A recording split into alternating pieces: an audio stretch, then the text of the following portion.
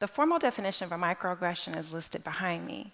Simply put, microaggressions are insults that are rooted in stereotype, and they're directed at someone because of their membership within a marginalized group.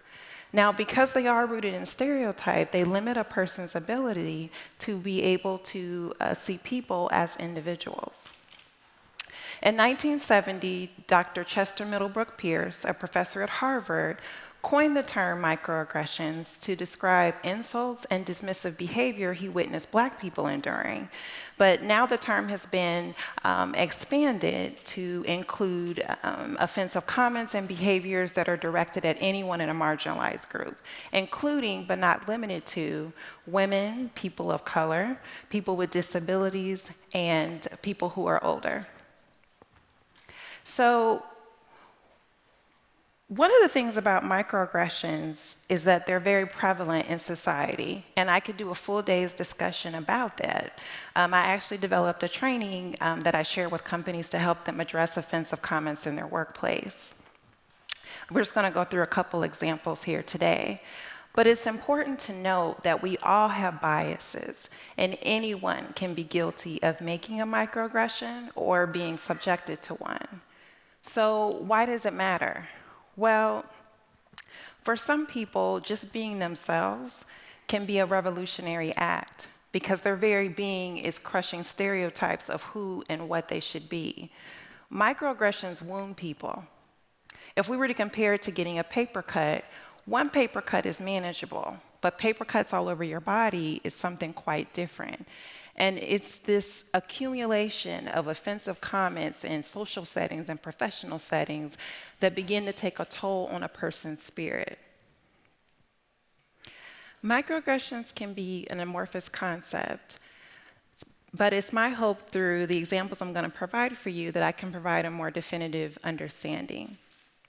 Microaggressions regarding disability are prevalent. For example, making comments like, "I'm so OCD about my files," or, "Ugh, I can't read today, I'm so dyslexic," when someone does not actually have dyslexia or OCD, can be perceived as a microaggression. These phrases are examples of ableist language, and they trivialize something that is quite serious. For some historical context, I want to discuss what happened when the Americans with Disabilities Act was signed in 1990. The ADA makes it illegal in employment to discriminate against someone because of a mental or physical disability. It also guarantees access to buildings and to public and private transportation. Shortly before the act was passed, several disability activists came to DC and they climbed the 83 steps outside the Capitol building. They met at the base of the stairs and they got out of their wheelchairs, they took off their crutches and any kind of assistive walking devices, and they dragged or crawled themselves up all 83 steps. Now, I like to share this story because it's a good reminder about the historical exclusion that people with disabilities have had to face. And it's also a good reminder that there was a group of people that felt so disenfranchised, so marginalized, and so unseen that they felt the need to do this. Microaggressions regarding race are also very plentiful. Some people might be surprised to know that professing colorblindness can actually be a form of a microaggression. Examples would be, "I don't see color," "I was raised to treat everyone the same," "I work in a diverse environment," "I was in the Peace Corps." It's important to note, that is funny. It's important to note that mere proximity to people of color does not make someone woke.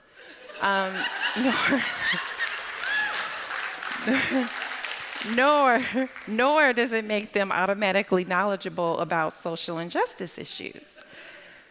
These comments actually deny the existence of people of color's experience in the world. And me personally, I've seen these phrases used in a defensive posture when someone's being challenged about something that they may have said that's offensive. What it actually does is shut down conversation and it allows stereotypes to continue. The last microaggression that I want to talk about is the phrase, "that's so ghetto," or "that's ghetto." Now, Saturday Night Live has done a sketch about this phrase, and it's tossed around in the workplace and in professional settings. But this phrase can be very offensive to people, and I'm going to provide some historical context as to why. So the word ghetto is an Italian pronunciation. The word is used in 1516 to describe an area of the city where Jewish people are living in the city of Venice. Then in 1899, the word is being used to describe where minority groups are living in the city, and again, it tends to be a low-income area. From a U.S. perspective, the word has been associated with Black and brown people who live in low-income areas. What we're essentially talking about is a place in the city where people are being regulated because of poverty, disenfranchisement, and reasons that point to systemic racism. Now, when I'm talking about systemic racism, what do I mean by that? Well, the GI Bill would be a good example. In 1944, President Roosevelt signed the first version of the GI Bill into law. And that bill essentially made it possible for veterans to go to college and also gave them the ability to get low-interest mortgages, which this sounds like a really good program, and it is. Unfortunately, the way it was administered, it was very discriminatory to Black veterans. The Veterans Administration refused to guarantee loans for developers who planned to sell homes to Black people. When I'm talking about systemic racism, I'm also talking about redlining. Redlining is the practice of drawing a circle around Black and brown neighborhoods and then refusing to give loans to those areas.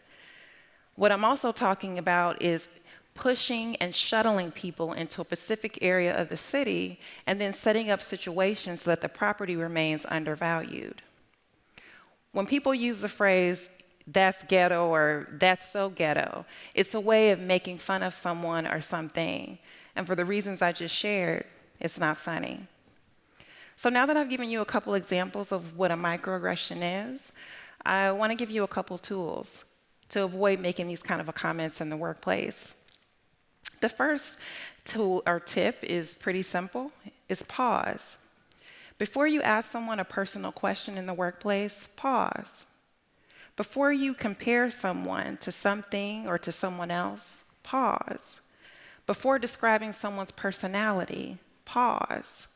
And when you're pausing, think to yourself, what could potentially be the impact on what I'm about to say to someone? Not just my intention, but what could be the possible impact that the way this person could take what I'm saying? Could they be possibly offended? The next thing I want to think about is this comment necessary? Is it promoting a growth mindset? Because remember, my number one priority when I'm at work is to be productive. The next thing that you can do to try to avoid making a microaggression is research. As I discussed in the previous example about "that's so ghetto," a lot of American English is slang. So before adding a new word to your vocabulary, just do a quick Google search, just to make sure that what you're saying is not offensive. So before I leave here this afternoon, what I want to leave with you with is, during the course of this conversation, I've been talking about inclusion and respect, which is important, and I hope that you leave this talk with that understanding. But I hope you also took from this talk the concepts of kindness and human decency. Thinking about something before I say it, that's a form of kindness. And treating people the way I want to be treated is one of the highest forms of kindness. Thank you.